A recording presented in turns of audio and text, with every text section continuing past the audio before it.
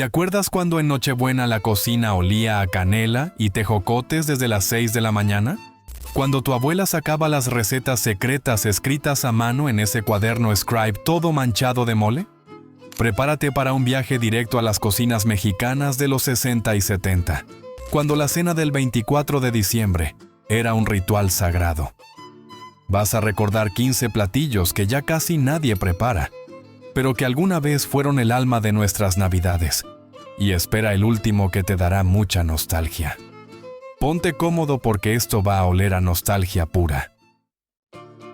Bacalao. Ah, el famoso bacalao que llegaba en aquellas cajas de madera desde Noruega, con ese olor penetrante que anunciaba que la Navidad estaba cerca.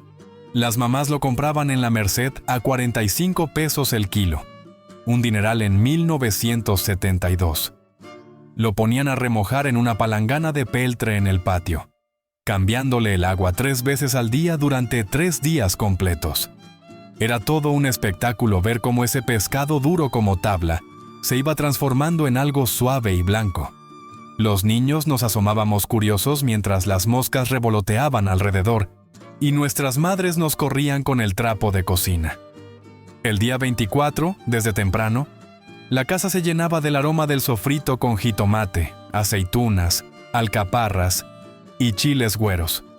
Mi tía Esperanza decía que el secreto estaba en usar aceite de oliva español, del que vendían en Casa Armand, en Polanco. Se servía con papitas cambray y pan blanco del Globo, ese que venía envuelto en papel encerado. Hoy ya nadie quiere batallar 3 días con un pescado, pero aquellos que lo probamos, sabemos que ningún bacalao moderno sabe igual. Pavo relleno. El pavo de los 60 no era cualquier pavo. Era toda una ceremonia que empezaba desde que se encargaba con Don Chucho, el de los guajolotes, una semana antes. Llegaba todavía con plumas que había que pelar en agua hirviendo, una tarea que nos tocaba a los niños mientras nos tapábamos la nariz. El relleno era una obra de arte con picadillo de res, pasitas de fresno, almendras peladas a mano y frutas cristalizadas de Celaya, que venían en esas cajitas de madera tan bonitas. Se marinaba toda la noche con jerez San Patricio o con pulque, según la región y el presupuesto familiar. Al día siguiente se metía al horno de la estufa Kelvinator o Acros, esas que duraban 30 años sin descomponerse. Cada media hora había que bañarlo con su propio jugo usando esa cuchara grande de peltre que todas las casas tenían. El olor que despedía podía sentirse hasta la esquina, y los vecinos sabían perfectamente en qué casa habría buena cena.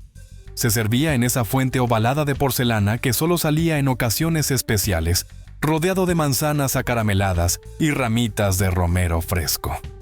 Era el plato principal que hacía que todos guardáramos espacio, aunque ya estuviéramos llenos de botana. Romeritos, con mole. Los romeritos eran el platillo que dividía a las familias. O los amabas o los odiabas. No había punto medio.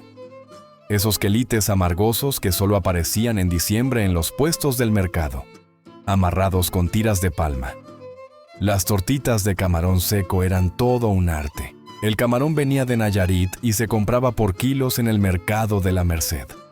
Se molía en el metate hasta hacer un polvo fino que se mezclaba con huevo y se freía en manteca de cerdo. El mole, ¡ay, el mole! Podía ser de frasco Doña María para las modernas, o hecho desde cero para las tradicionales. Las que lo hacían desde cero empezaban 3 días antes, tostando chiles, moliendo especias, un trabajo de sol a sol. Recuerdo a mi abuela sentada en su sillita de palma frente al brasero, meneando el mole con ese cucharón de madera viejo. Decía que el secreto estaba en el chocolate de tablilla y barra, y en no dejar de mover ni un segundo. Ese platillo, que hoy muchos consideran raro, era el rey de las mesas navideñas del centro del país. La limpieza de los romeritos era toda una ceremonia que empezaba desde temprano en el lavadero de cemento del patio. Había que quitarles una por una las hojitas marchitas y lavarlos en por lo menos 5 aguas, hasta que no quedara ni una basurita. Las tías se sentaban en círculo con sus cubetas de lámina Koblenz, mientras platicaban los chismes del barrio y cantaban villancicos. El camarón seco se remojaba desde la noche anterior en agua con sal y un chorrito de vinagre blanco del fuerte. Algunas familias le agregaban nopales tiernos cortados en cuadritos que se cocían junto con las tortitas para darles más sustancia. Mi mamá guardaba el caldo donde había hervido los romeritos, porque decía que ahí estaba todo el sabor y lo usaba para adelgazar el mole. En la mesa se ponía una cazuela de barro en el centro, de esas que comprábamos en el tianguis de los viernes en San Ángel. Los niños comíamos primero las tortitas solas porque el amargor de los romeritos no era para paladares infantiles. Pero los adultos saboreaban cada bocado con tortillas de maíz azul que traía mi tío desde Xochimilco en su camioneta Ford del 59. Pierna enchilada. La pierna de cerdo enchilada era para las familias que tenían horno de adobe en el patio. Algo común en los pueblos, pero raro en la ciudad. Se preparaba un adobo con chiles guajillo de San Juan de los Lagos, los buenos, los que pintaban los dedos de rojo. La pierna se envolvía en pencas de maguey, que le daban un sabor único, incomparable, que ningún aluminio puede igualar. Se metía al horno desde las 6 de la mañana con leña de mezquite que crepitaba y sacaba chispas. Los hombres se encargaban de vigilar el fuego mientras tomaban ponche con piquete y contaban chistes colorados. Cada hora se volteaba y se bañaba con pulque o cerveza superior, la que venía en botella café oscuro. Para las 5 de la tarde, la carne estaba tan suave que se deshacía con el tenedor. Se servía con tortillas hechas a mano en el comal de barro y salsa verde con aguacate. Las sobras, si es que había, se usaban para hacer tortas el 25 en la mañana, la famosa cruda navideña. El adobo se preparaba moliendo los chiles con ajo, comino, pimienta negra entera y clavos de olor en el molcajete hasta formar una pasta espesa. Mi abuelo le agregaba un chorrito de vinagre de manzana casero y jugo de naranja agria del árbol del patio para equilibrar los sabores. La pierna se picaba con un cuchillo filoso, haciendo cortadas profundas donde se untaba el adobo, para que penetrara hasta el hueso. El horno de adobe era una construcción que pasaba de generación en generación, con su bóveda perfecta hecha por los albañiles del pueblo. Se calentaba desde las 4 de la mañana quemando primero ocote, para que agarrara lumbre rápido, y luego la leña gruesa de mezquite. Cuando las paredes estaban blancas del calor, se barría el piso con una escoba de varas mojadas y se metía la pierna en su cama de pencas. Los vecinos llegaban con sus ollas de barro para aprovechar el calor del horno y meter sus propios guisos navideños. Era una tradición compartir el horno y al final todos intercambiaban probaditas de sus platillos en esos platos de peltre abollados. El jugo que soltaba la pierna se recogía en una charola de barro para hacer la salsa más deliciosa que jamás hayas probado. Pollo, en escabeche. Este platillo yucateco conquistó el centro del país en los 70 cuando las familias empezaron a viajar más a Cancún. Era perfecto porque se servía frío, así que se podía hacer desde un día antes y olvidarse del calor de la cocina en Nochebuena. Los pollos se compraban enteros en el mercado, todavía con plumas que había que pelar en el lavadero. El escabeche llevaba especias que solo se conseguían en el mercado de Sonora, ese lugar misterioso lleno de hierbas y pócimas. Orégano de Yucatán, pimienta gorda, comino y ese toque secreto de canela que lo hacía especial. Las cebollas moradas se cortaban en rodajas gruesas y se encurtían con vinagre de piña casero. Todo se cocía en una olla de barro enorme que se ponía sobre el anafre de carbón en el patio. El pollo se doraba primero en manteca y luego se bañaba con el escabeche hirviendo que chisporroteaba al contacto. Se dejaba reposar toda la noche en la alacena, tapado con un paño bordado para que agarrara bien el sabor. El recado de especias se preparaba tostando cada ingrediente por separado en un comal de barro hasta que soltaran su aroma. La pimienta de Tabasco se molía junto con el orégano yucateco, ese que tiene hojas más grandes y un perfume más intenso que el común. Mi tía Carmen traía el recado rojo desde Mérida en el autobús ADO, envuelto en papel de estraza y metido en su bolsa de enequén. Las cebollas moradas de Yucatán eran diferentes, más dulces y jugosas que las del centro. Se conseguían en puestos especiales del mercado Medellín. Se blanqueaban un minuto en agua hirviendo con sal antes de encurtirlas para quitarles lo fuerte, pero que quedaran crujientes. El vinagre de piña lo hacía mi abuela fermentando las cáscaras con piloncillo y clavos en frascos de Nescafé durante 3 semanas. Se servía en una fuente honda para que el caldillo del escabeche no se derramara y todos pudieran mojar su pan francés. Los chiles excatic asados y pelados se ponían encima como adorno junto con aceitunas negras españolas y rajas de chile güero. Era un platillo que mejoraba con los días, por eso siempre se hacía doble cantidad para comer durante toda la semana de Navidad. Lomo de cerdo. Este era el platillo elegante, el que hacían las señoras que habían estudiado en el Cordón Bleu de Polanco. Las ciruelas pasas venían de Atlixco, dulces y carnosas, nada que ver con las de ahora que saben a cartón. Se remojaban en vino tinto Domecq o Marqués del Valle, de esos que venían en garrafón de vidrio verde. El lomo se sellaba en la sartén de hierro fundido que pesaba como 5 kilos y que heredábamos de las abuelas. La salsa llevaba un toque de clavo y pimienta negra recién molida en el molcajete de piedra volcánica.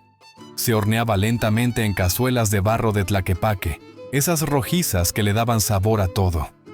Mi mamá lo servía en rebanadas perfectas sobre un espejo de salsa brillante que parecía terciopelo. Lo acompañaba con puré de camote con mantequilla y un toque de nuez moscada rallada al momento. Era el platillo que sacaba suspiros en la mesa y que garantizaba que todos repitieran. La carne se compraba en la carnicería Gutiérrez de Polanco, donde don Pepe te apartaba los mejores cortes si eras cliente distinguido. Se pedía que dejaran una capita de grasa de medio centímetro para que no se secara durante la cocción lenta. El día 23 por la tarde se hacían pequeños cortes en forma de rombo con el cuchillo alemán Solingen, que costó una fortuna. Las ciruelas se escogían una por una en el mercado de San Juan, rechazando las que estuvieran muy arrugadas o duras. Mi madre las probaba discretamente pellizcándolas con la uña para asegurarse que estuvieran en su punto exacto de maduración. Se ponían a remojar desde la mañana del 24 en el vino tibio con rajas de canela de Ceilán y anís estrella. La salsa se espesaba con un poquito de fécula de maíz, maicena disuelta en agua fría, para que quedara con esa textura aterciopelada. Algunas señoras sofisticadas le agregaban un chorrito de cognac Martel al final que hacía flamear la salsa en la mesa. El camote morado de Puebla se cocía con cáscara en agua con sal y luego se pelaba caliente quemándose los dedos, pero valía la pena. Se presentaba en la vajilla de porcelana Bavaria que mi abuela trajo de su luna de miel en Europa en 1935. Los cubiertos de plata Christofle se pulían el día anterior con silbo hasta que brillaran como espejos. Era el platillo que marcaba la diferencia entre una cena navideña común y una verdadera celebración de altura. Pescado zarandeado. Cuando las familias de la costa llegaban a visitar en Navidad, traían consigo esta maravilla del Pacífico, un guachinango entero de 3 kilos que todavía olía a mar, envuelto en periódico y hielo de la gasolinera. Se abría en mariposa y se untaba con una salsa huichol secreta, que cada familia guardaba como oro. El pescado se asaba en parrillas improvisadas sobre anafres de carbón en la azotea. El humo se mezclaba con el sereno de la noche y los cohetes que ya empezaban a tronar por todos lados. Se volteaba una sola vez, cuando la piel estaba doradita y crujiente como chicharrón de pescado. Se servía sobre hojas de plátano que perfumaban todo con ese aroma tropical imposible de olvidar. Con limones verdes cortados en cuartos y una salsa de chile piquín con soya kikkoman que era la novedad. Los que probamos ese pescado zarandeado auténtico, sabemos que ningún restaurante moderno lo hace igual. El guachinango llegaba en el camión de las 6 de la mañana desde San Blas, todavía con los ojos brillantes de lo fresco que estaba. Mi tío Chucho, que era el experto en pescados, Lo revisaba metiendo el dedo en las agallas para verificar que estuvieran rojas como sangre. Lo limpiaban en el patio con un cuchillo filero dejándole las escamas porque decían que así no se pegaba a la parrilla. La salsa huichol llevaba chile cora tostado, ajo asado, jitomate quemado directamente en la lumbre hasta que la piel se ponía negra. Todo se molía en el metate de 3 patas que había sido de mi bisabuela, junto con sal de mar gruesa de las salinas de Cuyutlán. El secreto estaba en agregarle jugo de limón, pero de esos limones chiquitos sin semilla que solo daban en diciembre.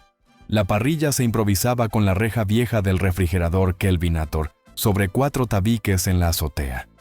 El carbón de encino se prendía con ocote y se esperaba hasta que estuviera blanco parejo sin llamas para no quemar el pescado. Los hombres se turnaban para abanicarlo con un cartón de cerveza Corona, mientras contaban historias de pescadores. Se acompañaba con cebollitas de cambray asadas, nopales en penca y tortillas de maíz que se calentaban directo sobre las brasas. La salsa de soya era la Kikkoman original que solo se conseguía en la Americana de Insurgentes, y costaba el doble que la nacional.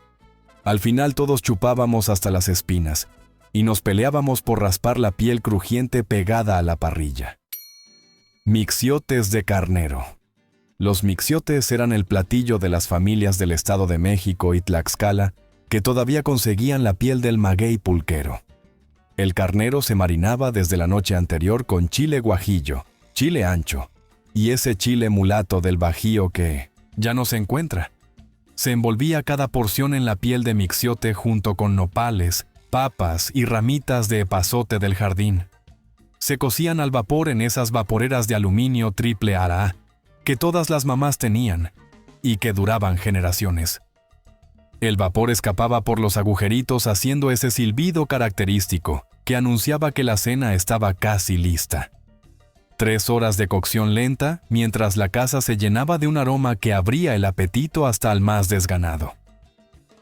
Desenvolver el mixiote era parte del ritual, con cuidado de no quemarse con el vapor que salía como volcán. La carne se deshacía con mirarlo, y el caldito que se formaba adentro era puro sabor concentrado.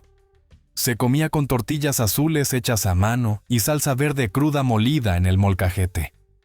El carnero se compraba vivo en los ranchos de Texcoco y se mataba en el patio trasero, algo que hoy sería impensable.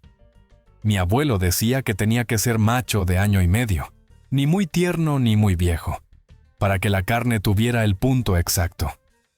Se colgaba toda la noche en el tendedero para que se oreara y perdiera el olor fuerte que algunos no soportaban. La piel del mixiote se conseguía con los tlachiqueros que bajaban de los cerros de Hidalgo cada jueves al tianguis. Había que llegar temprano porque se acababan rápido y costaban 5 pesos cada hoja, una fortuna para la época. Se remojaban en agua tibia con sal para que se ablandaran y no se rompieran al momento de envolver la carne. Los chiles se tostaban en el comal hasta que sacaran humo pero sin quemarlos, porque amargaban todo el guiso. Se remojaban en pulque caliente en lugar de agua para darles ese sabor fermentado único que no se logra con nada más. La molienda era en metate con fuerza de mujer, sudando la gota gorda hasta lograr una pasta tersa y brillante. En cada mixiote iba un trozo de carnero, 2 papitas de cambray, un nopal baby y una hoja santa que perfumaba todo. Se amarraban con tiritas del mismo mixiote, haciendo un nudo especial que mi abuela llamaba nudo de tlachiquero. En la vaporera cabían exactamente 12 mixiotes parados como soldaditos. Ni uno más ni uno menos. Era la medida perfecta. Guajolote. El mole negro era la joya de la corona, el platillo que solo hacían las abuelas oaxaqueñas que sí sabían. 28 ingredientes incluyendo chocolate y barra, chile chilhuacle negro que costaba un ojo de la cara y cenizas de tortilla. El guajolote de rancho de 8 kilos se compraba vivo y había que matarlo en el patio, algo que traumaba a los niños. Todo se molía en metate de piedra volcánica, un trabajo de horas que dejaba los brazos adoloridos por días. El mole se cocía en olla de barro durante 6 horas, meneándolo constantemente con la cuchara de madera. Si se pegaba o se quemaba tantito, había que tirar todo y empezar de nuevo. Por eso pocas se atrevían. Cuando finalmente llegaba a la mesa, negro como la noche y brillante como charol, todos guardábamos silencio. Era un platillo ceremonial, casi sagrado, que conectaba con las raíces más profundas de México. Cada bocado era historia pura, tradición que pasaba de generación en generación, como un secreto familiar. Cabrito al pastor. Las familias norteñas no concebían la Navidad sin su cabrito al pastor, tradición de Nuevo León que bajaba hasta el centro. Se conseguía un cabrito lechal con Don Toño, el que tenía su rancho por el rumbo de Xochimilco. Se marinaba con sal de grano de las salinas de Guerrero Negro y cerveza carta blanca bien helada. Se atravesaba en una varilla de metal y se ponía a girar sobre las brasas de carbón de mezquite. Los hombres se turnaban para darle vuelta mientras platicaban de fútbol y tomaban whisky Passport. Cada media hora se barnizaba con mantequilla derretida mezclada con ajo y orégano del cerro. La piel se doraba hasta quedar como cuero brillante, mientras la grasa goteaba sobre las brasas haciendo llamaradas. Se servía con tortillas de harinas o vaqueras y una salsa de chile piquín que picaba hasta hacer llorar. El que probaba ese cabrito al pastor auténtico no volvía a ser el mismo, era un sabor que marcaba. Pozole blanco. El pozole era para la madrugada del 25, cuando ya todos andaban mareados del ponche y el tequila. El maíz cacahuacintle de Iguala se ponía a cocer desde el 23 con cal para que reventara como flor. La carne de puerco maciza y un poco de cabeza para que diera sabor. Todo en la olla express presto que silbaba como tren. Se servía hirviendo en platos de barro de Olinalá que conservaban el calor por horas. La mesa se llenaba de platitos con orégano, chile piquín, limones, rábanos, lechuga y chicharrón. Cada quien preparaba su plato a su gusto mientras la música del tocadiscos Sony seguía sonando. Las tías contaban chistes mientras los niños dormitaban en los sillones forrados de plástico. El pozole era el abrazo caliente que cerraba la noche y abría el día de Navidad. Nadie se iba sin su plato de pozole, era ley no escrita de la hospitalidad mexicana. Tamales de ceniza. Estos tamales especiales solo los hacían las familias michoacanas que conocían el secreto ancestral. La ceniza de encino se cernía finita y se mezclaba con la masa de maíz para darle ese sabor único. Se rellenaban con frijoles refritos y queso de cotija, el bueno, el que se desmoronaba como arena. Las hojas de plátano se pasaban por la lumbre hasta que se ponían brillantes y perfumadas. Cada tamal se envolvía con arte, haciendo dobleces perfectos que no dejaban escapar ni una gota. Se cocían en la vaporera grande mientras toda la familia esperaba platicando en la cocina. Desenvolver el tamal caliente era casi un ritual. El vapor subía con ese olor inconfundible. La masa gris por la ceniza asustaba a los que no conocían, pero el sabor conquistaba al primer bocado. Se servían con crema ácida y salsa verde de tomate con chile serrano del jardín. Manchamanteles poblano. El manchamanteles era el platillo barroco por excelencia, dulce y picoso en perfecta armonía. Llevaba plátano macho, piña fresca, pera de San Juan y chile ancho de Zacatecas que pintaba todo de rojo. La carne de cerdo se doraba en manteca hasta quedar crujiente por fuera y jugosa por dentro. Todo se guisaba junto en esa olla de barro que solo se usaba para ocasiones especiales. El aroma agridulce invadía la casa y hacía que los vecinos preguntaran qué estaban cocinando. Se servía en platones de talavera poblana, esos azules y blancos que ahora cuestan una fortuna. Era imposible comer manchamanteles sin mancharse. De ahí su nombre tan honesto y directo. Las servilletas de tela bordadas por la abuela terminaban todas pintadas de rojo anaranjado. Pero nadie se quejaba porque ese platillo valía cada mancha, cada suspiro, cada recuerdo. Pescado. El pescado, Rodrigo era la estrella de las familias jarochas que hacían Navidad junto al mar, o lo recordaban desde lejos.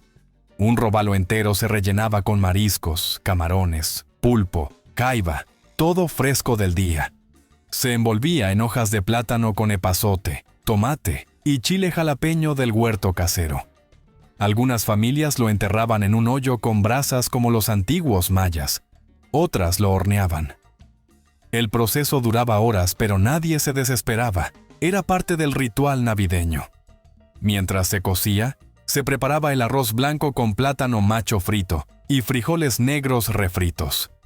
Cuando se abría el envoltorio, el aroma a mar y tierra conquistaba hasta al más exigente. El pescado se deshacía con el tenedor, y los mariscos habían soltado todo su sabor al pescado. Era un platillo que transportaba a las playas veracruzanas, aunque estuvieras en plena Ciudad de México. Clemole verde. ¿Recuerdas que te he dicho que el último platillo te daría nostalgia? Pues se trata del clemole verde, y era el platillo más laborioso y tradicional que solo las expertas se atrevían a hacer. Los chochoyotes se hacían a mano, bolitas de masa con un hoyito en medio que parecían pequeños sombreros. La salsa verde llevaba hoja santa del mercado 20 de noviembre, tomate verde y chile verde que se molían hasta quedar tersos. Se añadían ejotes tiernos, chayotes y elotes tiernos desgranados a mano por los niños. La carne de res se cocía aparte hasta estar suave como mantequilla y se agregaba al final. Todo burbujeaba en la olla de barro mientras la cocina se llenaba del aroma más navideño que existía. Se servía en platos hondos de barro negro con tortillas recién hechas y mezcal de gusano para los valientes. Era el platillo que cerraba con broche de oro la cena de Nochebuena. Un clemole bien hecho era señal de que en esa casa se respetaban las tradiciones. ¿Tu abuela preparaba alguna de estas maravillas que ya casi nadie hace? Dale like si estos sabores te transportaron a aquellas navidades cuando la familia completa se reunía.